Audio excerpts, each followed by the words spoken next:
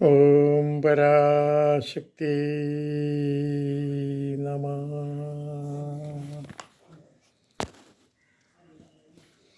ഓം സർവചൈതന്യരൂപാം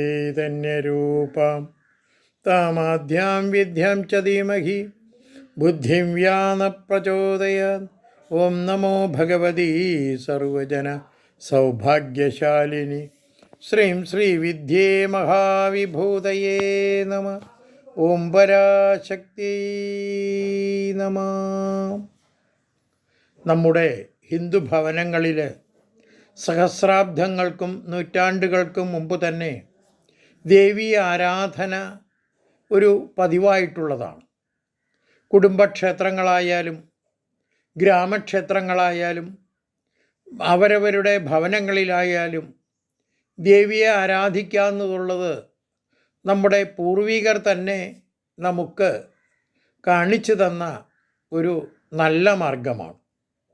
ഇപ്പോൾ ദേവി ആരാധനയ്ക്ക് വേണ്ടിയിട്ട് നാം ശ്രീ ലളിതാ സഹസ്രനാമജപം, ശ്രീദേവി മഹാത്മ്യം, ശ്രീദേവി നാരായണീയം, അതേപോലെ തന്നെ 9 ദിവസം കൊണ്ട് പാരായണം ചെയ്തു തീർക്കുന്നതായ ദേവി ഭാഗവതം മുതലായിട്ടുള്ള ഗ്രന്ഥങ്ങൾ, സൗന്ദര്യലഹരി ശങ്കരാചാര്യസ്വാമികളുടെ, ഇതെല്ലാം നമ്മൾ ഹിന്ദു ഭവനങ്ങളിൽ പാരായണം ചെയ്യുകയും ആ ദേവീ പൂജ, ആ സ്ത്രീ പുരുഷ ഭേദമന്യേ ബാലികാ ബാലന്മാരായിരിക്കുന്ന കാലത്ത് തന്നെ നമ്മൾ ഇത് ആരംഭിക്കാറുണ്ട്.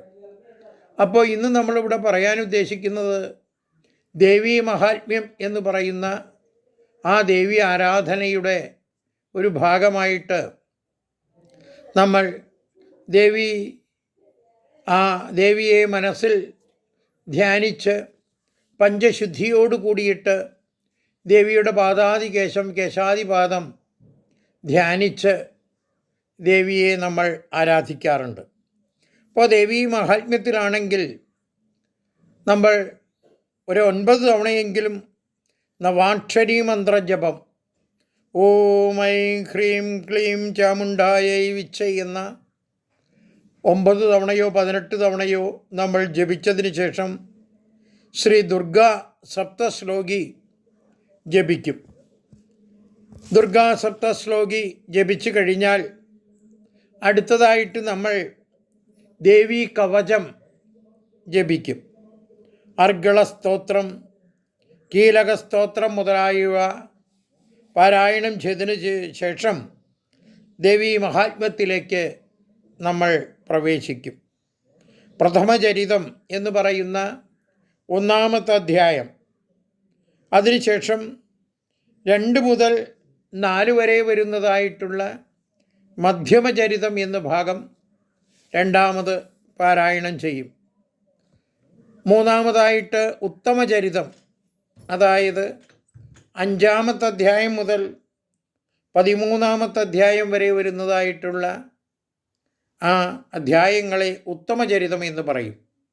ഇപ്പോൾ ഗൃഹസ്ഥരായിട്ടുള്ള നമ്മുടെ വ്യക്തികളുടെ അംഗങ്ങളുടെ സൗകര്യമനുസരിച്ച് എപ്പോഴും പൂർണ്ണമായിട്ട് ജപിക്കുന്നതാണ് ഏറ്റവും ശ്രേഷ്ഠം.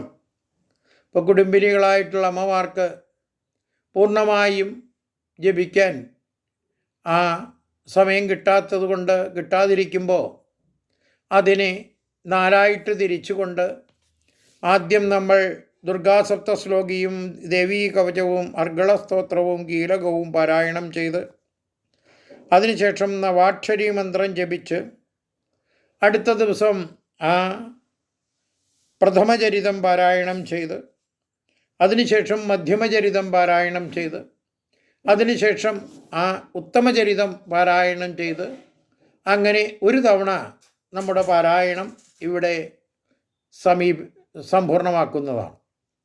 പൂർണ്ണമായിട്ടും ഒറ്റ ദിവസം കൊണ്ട് തന്നെ ഏതാണ്ട് ഒരു 1.5 മണിക്കൂറോ 2 മണിക്കൂറിൽ താഴെ വരും പൂർണ്ണമായിട്ട് പാരായണം ചെയ്യുന്നതാണ് ഏറ്റവും ഉചിതമായിട്ടുള്ളത്. ഇപ്പോൾ ഇന്ന് നമുക്ക് ആ നവാക്ഷരീ മന്ത്രജപമാകുന്ന ഓം ഐം ഹ്രീം ക്ലീം ചാമുണ്ടായൈ വിച്ചൈ ഓം ഐം ഹ്രീം ക്ലീം ചാമുണ്ടായൈ വിച്ചൈ. ഓം ഐം ക്രീം ക്ലീം ചാമുണ്ടായൈ വിച്ചൈ എന്ന നവാക്ഷരി മന്ത്രജപം ജപിച്ചതിന് ശേഷം ശ്രീ ദുർഗാ സപ്തശ്ലോകി പാരായണം ചെയ്ത് ഇന്ന് ദേവി മഹാത്മ്യത്തിൻ്റെ ഒന്നാമത്തെ ദിവസമായിട്ടുള്ള ഇന്ന് നമുക്കിവിടെ നിർത്താനായിട്ട് സാധിക്കും.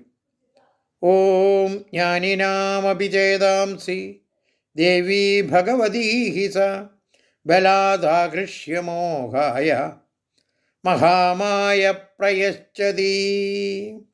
ദുർഗേ സ്മൃതാ ഹരസി ഭീതിമചേഷജന്തോ സ്വസ്ഥൈ സ്മൃതാ മതിമതീവ ശുഭാം ദദാസി. ദാരിദ്ര്യദുഃഖഭയഹാരിണി ഗാതുതന്യ സർവോപകാരകരണായ സദാദ്രചിത്ത. സർവമംഗളമംഗല്യേ ശിവേ സർവാർത്ഥസാധികേ ശരണ്യേ ത്രയംബകേ ഗൗരി നാരായണീ നമസ്തുതേ. ശരണാഗതധീനാർത്ഥ പരിത്രാണപരായണേ സർവസ്യാർത്തിഹരേ ദേവി നാരായണി നമസ്തുതേ. സർവസ്വരൂപേ സർവേശേ സർവശക്തിസമന്യുതേ ഭയേഭ്യ സ്ത്രാഹിനോ ദേവി ദുർഗേ ദേവി നമസ്തുതേ. സർവസ്വരൂപേ സർവേശേ സർവശക്തിസമന്യുതേ ഭയേഭ്യ സ്ത്രാഹിനോ ദേവി ദുർഗേ ദേവി നമസ്തുതേ. സർവബാധാപ്രശമനം സർവം ത്രൈലോക്യസ്യ അഖിലേശ്വരി ഏവമേവാ ത്വയാ കാര്യം അസ്മൻ വൈരിവിനാശനം. രോഗാനശേഷാനപകംസി ദുഷ്ടാതുകാമാൻ സകലാനഭീഷ്ടാൻ ത്വാമാശ്രിതാനാം ന വിപന്നരാണാം ത്വാമാശ്രിതഹ്യാശ്രയതാം പ്രയാന്തി. ഇതി ശ്രീ ദുർഗാ സപ്തശ്ലോകി സമ്പൂർണം. ഓം പരാശക്തി നമഃ. ഓം ശ്രീ മൂകാംബികായൈ നമഃ. ഓം ശ്രീ അന്നപൂർണേശ്വര്യൈ നമഃ. ഓം ശ്രീ മഹാദേവ്യൈ നമഃ. ഓം ശ്രീ മഹാകാളീ നമഃ. ഓം ശ്രീ ദുർഗാദേവി നമഃ. മൂകാംബിക ക്ഷേത്രങ്ങളിലും അന്നപൂർണേശ്വരി ക്ഷേത്രങ്ങളിലും മറ്റ് ദേവീക്ഷേത്രങ്ങളിലും ഒക്കെ നമ്മുടെ ഭവനങ്ങളിലും കുടുംബദേവതയായിട്ടും പരദേവതയായിട്ടും ഗ്രാമദേവതയായിട്ടുമുള്ള ആ ദേവിയെയൊക്കെ ആരാധിക്കുമ്പോൾ ഇത് നമുക്ക് ജപിക്കാവുന്നതാണ്.